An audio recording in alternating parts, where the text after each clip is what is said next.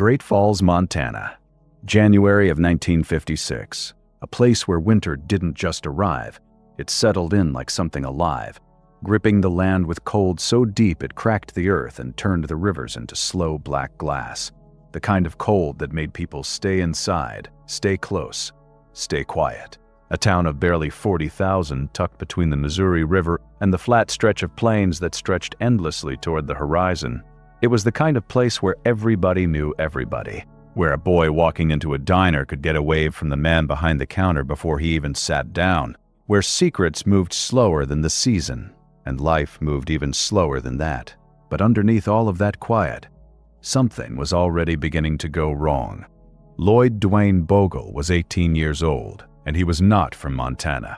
He came from Waco, Texas, a place warmer, louder, and 1,000 miles away from the frozen silence of Great Falls. He'd arrived at Malmstrom Air Force Base just months earlier, assigned to the 29th Fighter Interceptor Squadron, still young enough to feel like the whole world was something he could hold in his hands. He was the kind of young man people noticed, not because he was loud, but because he carried himself with something easy and open, the kind of warmth that made people want to stay in the room a little longer. He loved dancing, he loved music, and from the moment he met Patricia Kalitzke in December of 1955, he didn't seem to think about much else. Patricia Patty, to the people who knew her, was 16 years old and a junior at Great Falls High School. She was bright, social, the kind of girl who remembered everyone's name and meant it when she smiled. Her family lived on the southwest side of the city, in one of those quiet neighborhoods where the houses sat close together and the yards were small but well kept. She was comfortable there, rooted in her community in a way that Lloyd, still new to the state, was still learning to be. But when the two of them were together, something shifted. People who knew them said they looked like they belonged to each other, not in a possessive way, but in the way the two people who had found something rare and knew it. Lloyd was, by all accounts, instantly smitten. The two had only been together for a few weeks, but already there were whispers that they might be considering marriage. They were young. They were happy. And on the evening of January 2nd, 1956, they had plans for the night. A simple date. Nothing unusual. Nothing that anyone would have looked twice at. Nothing that would have suggested it was the last night either of them would ever spend alive. The evening started the way most evenings did for a couple like them. Somewhere around 9 o'clock, Lloyd and Patty were seen at Pete's Drive-In, a popular spot in Great Falls, the kind of place teenagers went to eat, talk, and kill time before heading home. They were laughing, relaxed. There was nothing about them that evening that stood out to anyone who was there. Just two kids on a date, enjoying each other's company in the warmth of a small restaurant while the January cold pressed against the windows outside. At some point, just after 9, they left. They drove west out of the city, along Central Avenue toward a stretch of road near Wadsworth Park, a well-known spot, a lover's lane, the kind of place young couples went to be alone, to talk, to sit in the car with the radio on, and the world outside forgotten. It was a routine. It was ordinary. And within hours, it would become the most dangerous place Lloyd Duane Bogle and Patricia Kalitzke had ever been. What happened next, in that dark stretch of road, beside the Sun River, under a January sky with no witnesses, is something that would not be fully understood for 65 years. The morning of January 3rd came gray and cold, the way mornings in Great Falls always did that time of year. The Sun River cut through the landscape in a slow, dark line, and the area near Wadsworth Park was quiet, the kind of quiet that belonged to early winter mornings, when most people hadn't yet emerged from their homes. 3 boys were hiking along the riverbank. It wasn't unusual for teenagers to be out that way. The trails were familiar, the terrain manageable, and the morning air had a bite to it that some of them enjoyed. They were walking casually, not expecting to find anything, not looking for anything in particular. Then they saw the car. It was parked on the side of a dirt road, in the kind of spot where couples often pulled off. At first, they didn't think much of it, but something about the scene made them slow down. The car's headlights were still on. The ignition was still engaged, and lying face down beside it, on the cold ground, was a young man. His hands were tied behind his back, with his own belt. The boys didn't need to get closer. They turned and ran. Within the hour, deputies from the Cascade County Sheriff's Office were on the scene. The body was identified quickly. Lloyd Duane Bogle, 18 years old, U.S. Air Force airman. He had been shot in the head twice. The gunshots were to the back of the skull, the kind of wounds that left no chance, no possibility of survival, no possibility of anything except the sudden, brutal end of a life. Investigators began documenting the scene with the care and precision the situation demanded. What they found, even in those first hours, carried a weight that would linger for decades.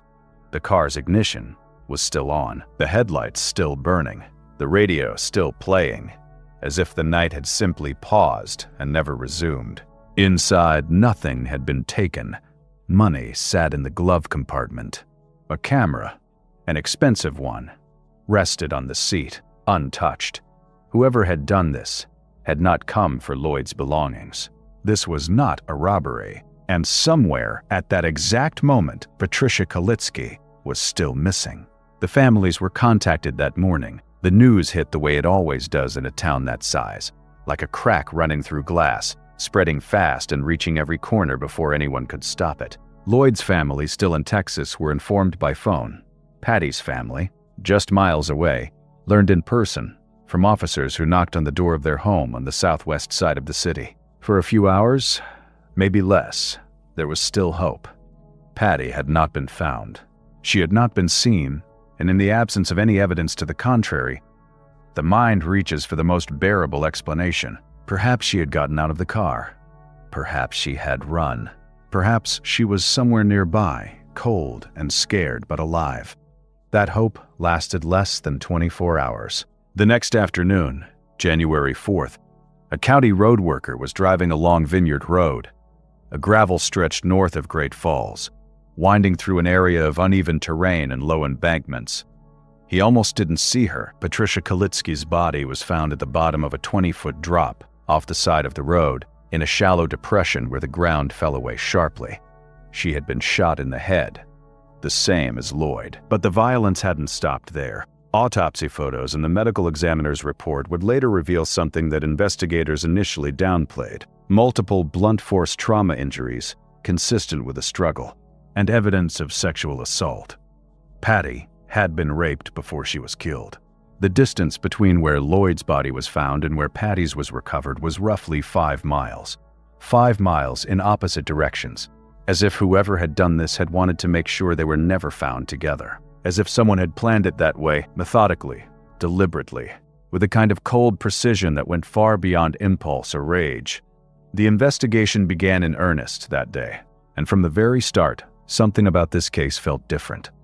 Something that the detectives of Cascade County would spend the next 6 decades trying to understand. In the days that followed, the Cascade County Sheriff's Office poured everything they had into the case. Witnesses were interviewed. Every person who had seen Lloyd and Patty that evening was questioned. The staff at Pete's Drive-In, neighbors, friends, anyone who might have noticed something.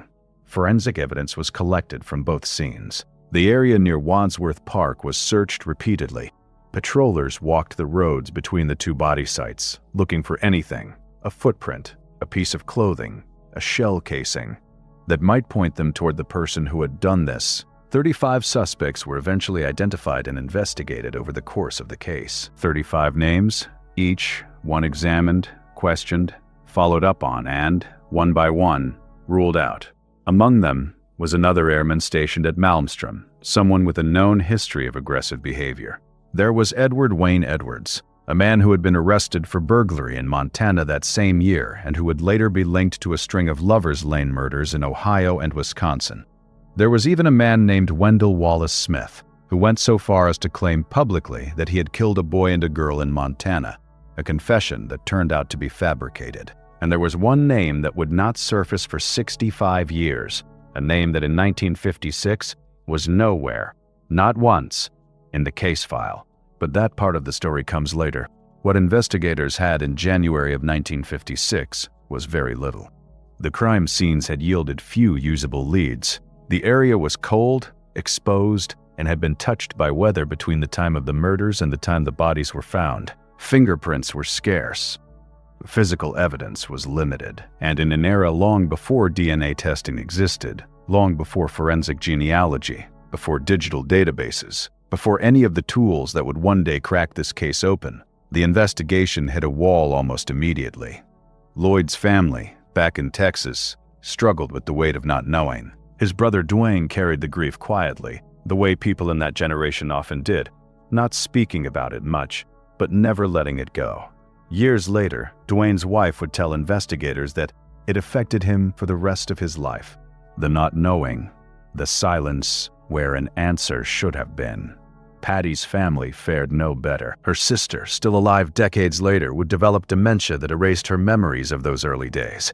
The funerals, the questions, the long nights wondering what had happened to her sibling in those final hours. The case went cold. Quietly, the way cold cases always do. Not with a dramatic announcement, but with a slow, steady withdrawal of attention.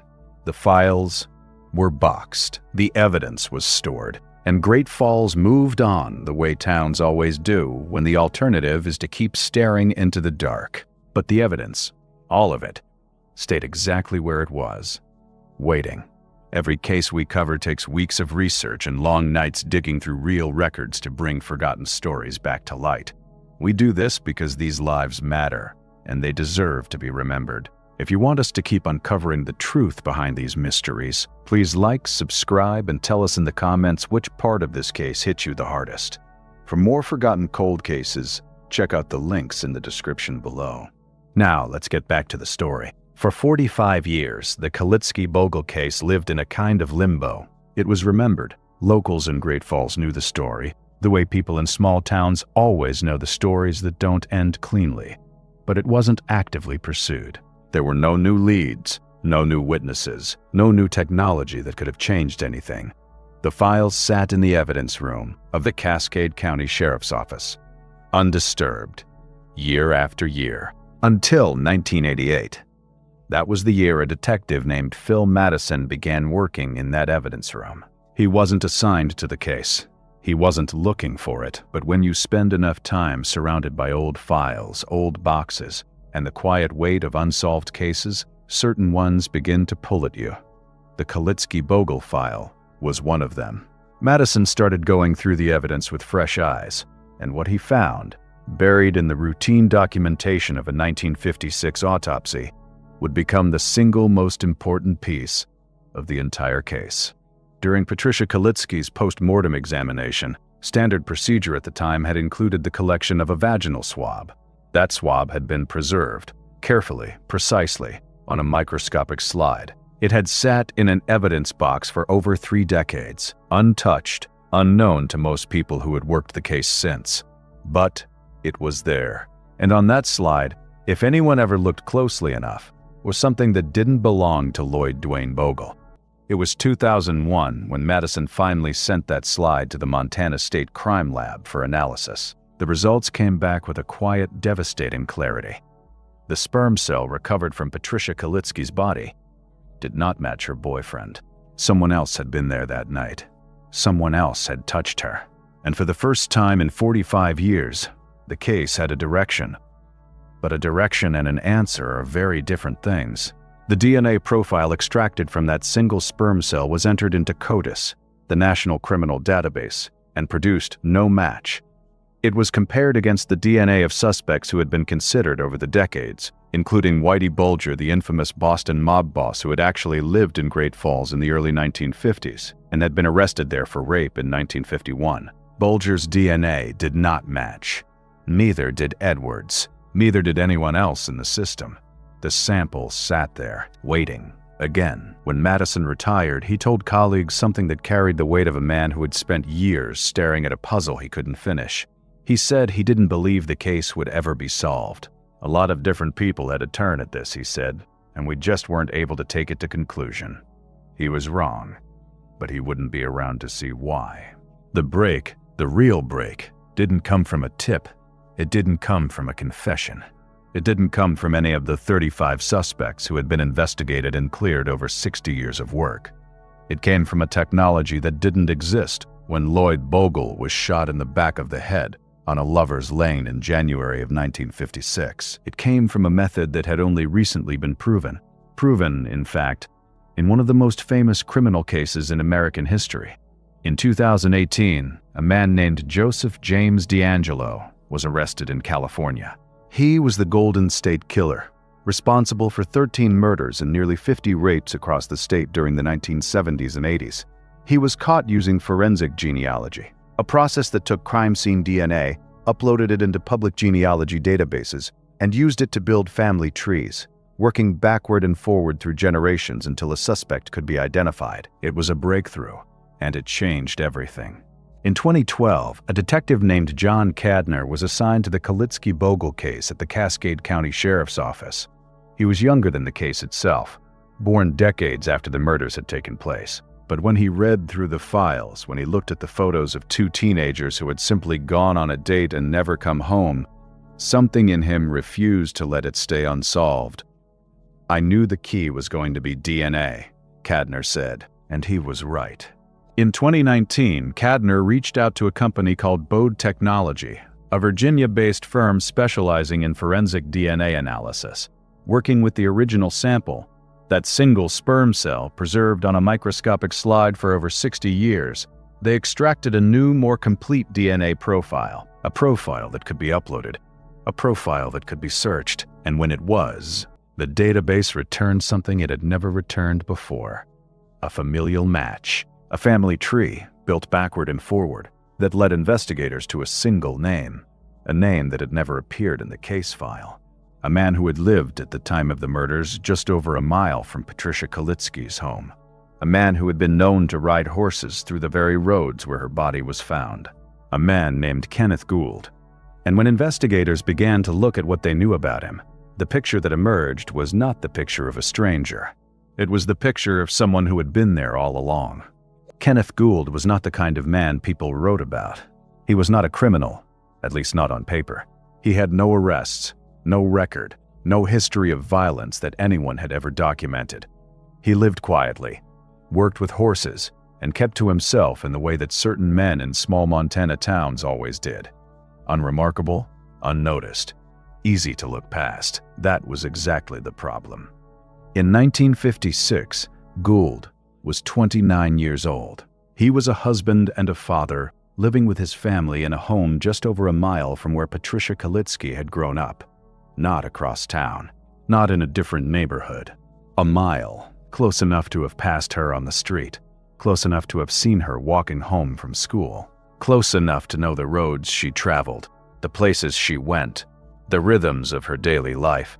And Gould knew those roads well. He was known in the area for riding horses, not just through the town, but along the back roads, the gravel stretches, the quiet stretches of land that most people didn't walk unless they had a reason to, including Vineyard Road, the same road where Patricia Kalitzke's body would be found, dumped at the bottom of a 20-foot embankment, 5 miles from where her boyfriend had been left dead.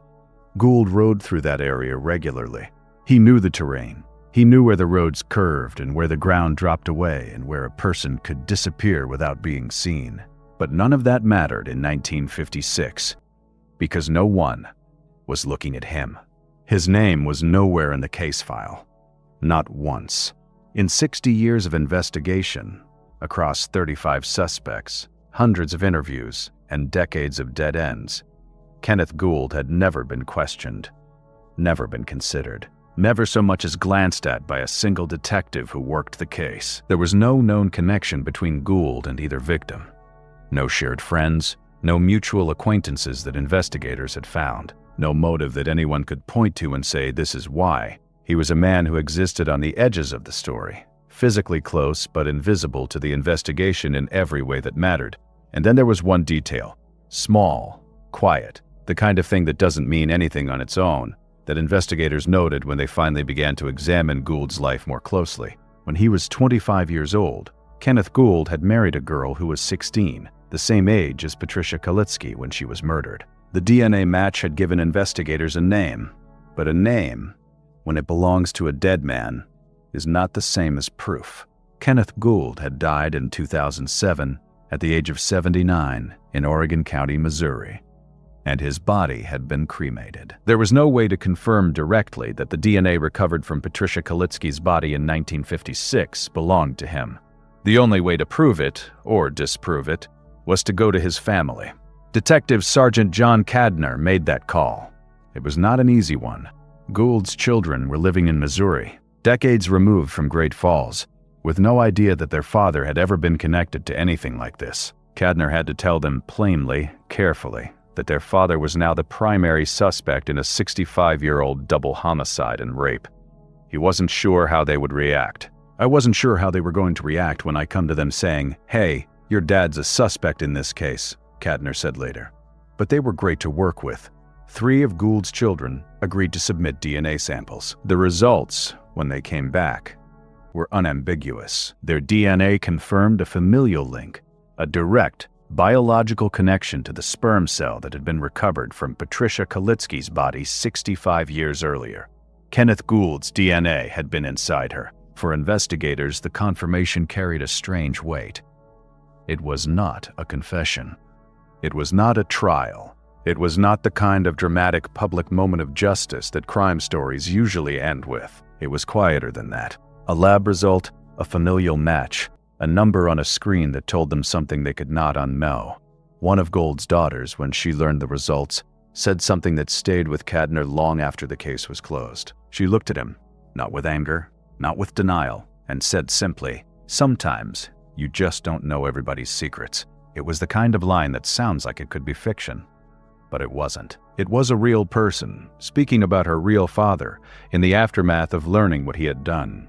With the DNA confirmed, investigators began to reconstruct what they could of Kenneth Gould's movements, not just on the night of January 2nd, 1956, but in the days and weeks that followed. And what they found painted a picture that was difficult to look at for too long. Just over a month after the murders, before the investigation had even begun to cool, Gould sold the family property near Great Falls. He moved his wife and children first to a small town called Tracy, southeast of the city. Then, by July of that year, they had relocated again to Geraldine, further from the city still. Then Hamilton, and in 1967 they left Montana entirely, moving to Alton, in Oregon County, Missouri. They never came back, not once.